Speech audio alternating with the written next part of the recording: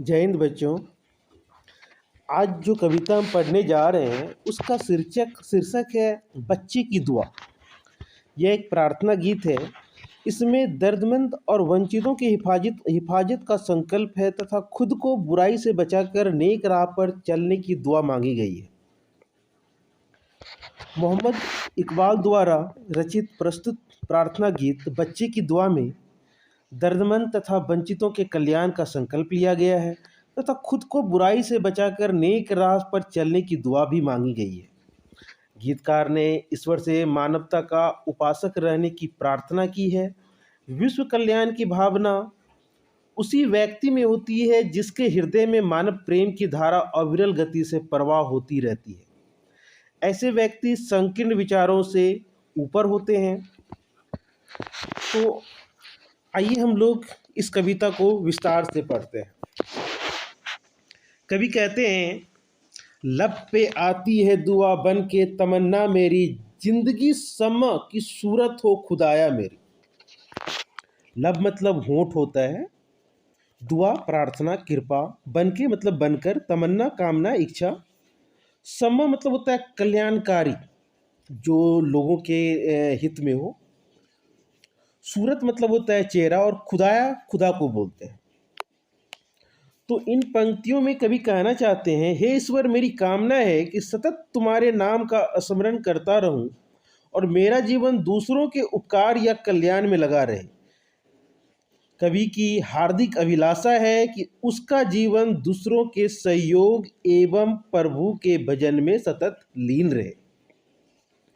अर्थात इकबाल द्वारा रचित प्रार्थना बच्चे की दुआ से उद्धृत है।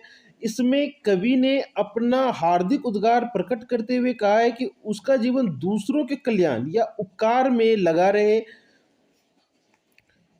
क्योंकि संसार मोहमाया का जाल है। अतः कवि के कहने का तात्पर्य कि मानव जीवन का अंत निश्चित है, इसलिए मनुष्य को वैसे कार्य में अपने जीवन को लगाना चाहिए जिससे सबका कल्याण हो। ऐसे कल्याणकारी भावना के लिए मनुष्य को मानव प्रेमी होना आवश्यक होता है, क्योंकि दीन दुखियों की आह में ईश्वर का निवास होता है और जो अपने आप को दीन दुखियों की सेवा में समर्पित कर देता है उसका जीवन धन्य हो जाता है।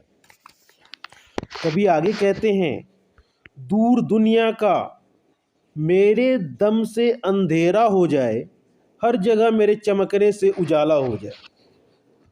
तो दुनिया मतलब संसार होता है और दम मतलब होता है पराक्रम, चमकना यानी प्रकाशित होना, और उजाला प्रकाश आशा।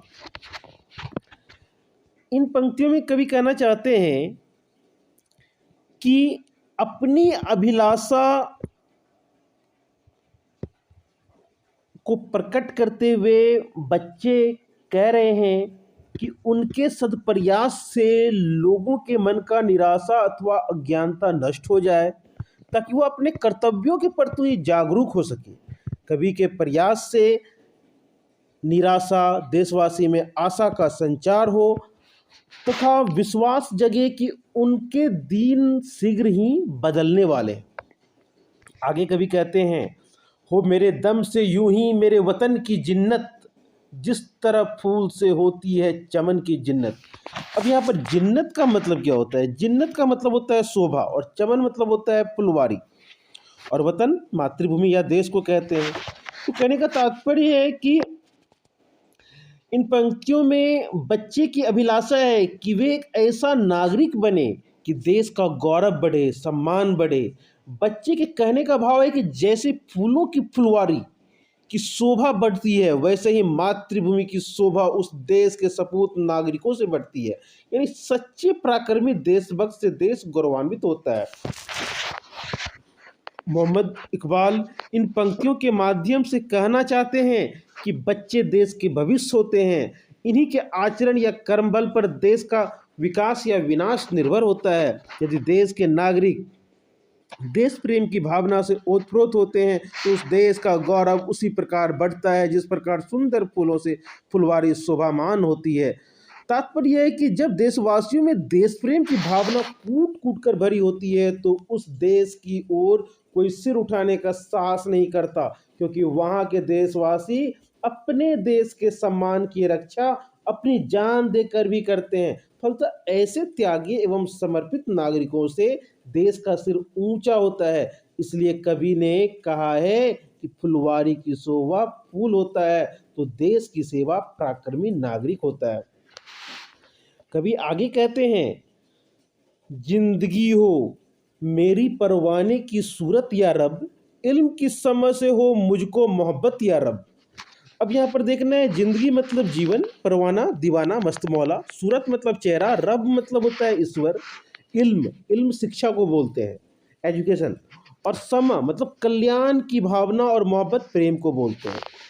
तो कवि कहना चाहते हैं कि बच्चे की हार्दिक अभिलाषा है कि उनका जीवन सद्कार्यों के प्रति समर्पित हो, क्योंकि सद्कार्य से ही मानवता का मूल्य बढ़ता है, जिसमें मानवता के प्रति अनुराग होता है, अर्थात जिनमें प्रेम की भावना प्रबल होती है वह मानव महामानव बन जाता है।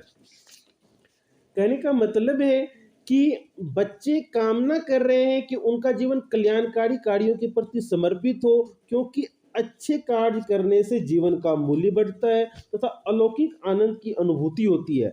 अतः कवि के कहने का तात्पर्य है कि जब कोई व्यक्ति मानवता की सेवा करना अपना धर्म या कर्तव्य मान लेता है तो वह ईश्वर के सामने पूज्य हो जाता है। दुनिया उसे श्रद्धा की दृष्टि से देखती है, वह प्रेम स्वरूप भगवान की भांति सबका प्रिय हो जाता है। इसलिए बच्चा प्रेम पथ का पथिक बनने की इच्छा जाहिर करता है। आगे कवि कहते हैं, हो मेरा काम गरीबों की हिमायत करना, दर्दमंदों से जईफों से मोहब्बत करना। कहने का मतलब है, गरीब गरीब जिसको असहाय बोलते हैं, और हिमायत भलाई उपकार, दर्दमंद जो दुखी लोग हैं उनको दर्दमंद कहा जाता है, और जईफ बूढ़े लोगों को, बुजुर्ग लोगों को जईफ कहा जाता है। तो यहाँ पर कवि कहना चाह रहे हैं कि बच्चे की आकांक्षा इन पंक्तियों के माध्यम से प्रकट होती है कि उनके जीवन का लक्ष्य दुखी एवं असहायों की सेवा करना हो। अर्थात बच्चे अपना जीवन वैसे लोगों की सेवा में लगाना चाहते हैं जिन्हें समाज उपेक्षित मानकर तिरस्कार कर देता है, लेकिन वो अपना जीवन उन्हें उन्हीं उपेक्षितों की सेवा करके मानवता के मूल्य को स्थापित करने में लगाना चाहते हैं।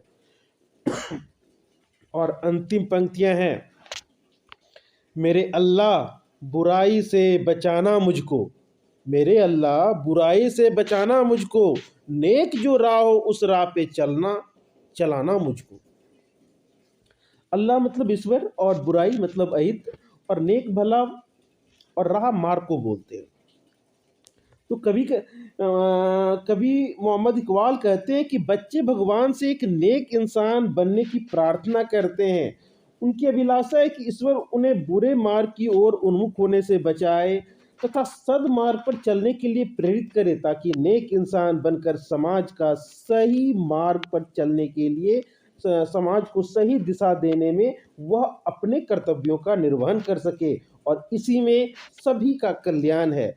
कहने का मतलब है कि बच्चे भगवान से प्रार्थना करते हैं कि प्रभु उन्हें बुरे मार्गों पर बढ़ने की प्रवृत्ति न दे, क्योंकि वे एक अच्छा इंसान बनकर एक नया समाज बनाने की अभिलाषा रखते हैं। बुरे व्यक्ति तो समाज तथा देश को पतन के गर्त में धकेल देता है। कोई नेक इंसान ही देश की बात सोचता है, समाज की बात सोचता है, इसलिए वह एक इंसान होने का आशीर्वाद प्रभु से प्राप्त करना चाहता है।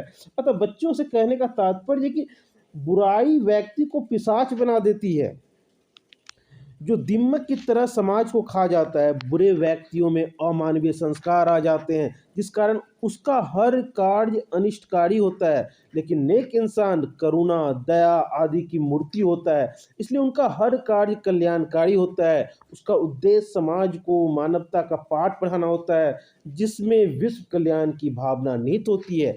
इस प्रकार यह कविता बच्चे को सही मार्ग पर चलने के लिए प्रेरित करता है, और उसकी भावनाओं को इन कविता की पंक्तियों के माध्यम से व्यक्त करने का प्रयास किया गया है। इस कविता में जो कुछ कठिन शब्द है उसको थोड़ा सा हम लोग देख लें। लब होंठ को बोलते हैं, दुआ प्रार्थना, जिन्नत शोभा, इल्म शिक्षा को बोलते हैं, हिमायत भलाई, मोहब्बत प्यार या लगाव को बोलते हैं, चमन फुलवारी, और जैप बूढ़े बुजुर्ग लोगों को जैप कहा जाता है, जैफू कहा जाता है। नेक अच्छा, रब ईश्वर को बोला जाता है, और रा यानी रास्ता। और इससे संबंधित प्रश्न उत्तर के लिए अलग से वीडियो डाला जाएगा। तो आज के लिए इतना ही, धन्यवाद।